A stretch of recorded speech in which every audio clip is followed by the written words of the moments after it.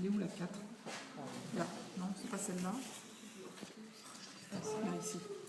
Voilà, vous avez le grand fond de poche en fait qui va faire justement une partie de la couture côté, donc qui vient jusque là, et le petit fond de poche qui va marquer, donc celui qui est fendu comme ça, qui va faire l'ouverture de la poche.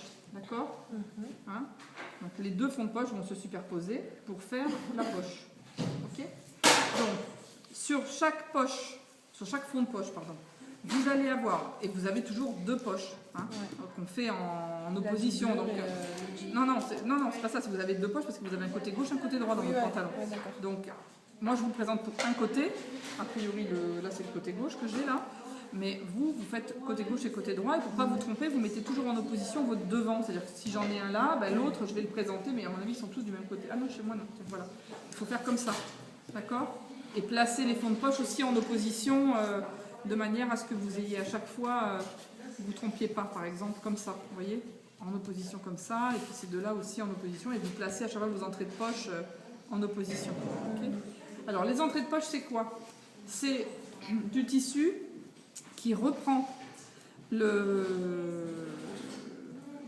tissu du pantalon dessus, ok, qu'on met à l'intérieur ici, et ici pour faire le complément de notre couture côté là. Donc là c'est forcément du tissu. Ici c'est pas toujours nécessaire. Ici parfois on peut avoir la doublure qui va jusque là. Au contraire ça fait un petit détail, mais au moins le pantalon il est correct, là, il a partout de la même couleur. Alors ces entrées de poche, on en utilise quand on a un tissu très épais par exemple pour éviter d'avoir une grosse poche à l'intérieur là, parce que la poche en doublure c'est plus fin et ça se voit moins dans le pantalon. Hein.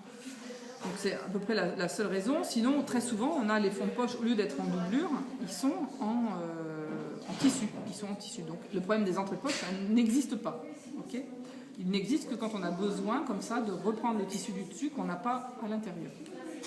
Donc, vos entrées de poche, j'en ai plus une petite comme ça, mais elle est déjà collée dessus.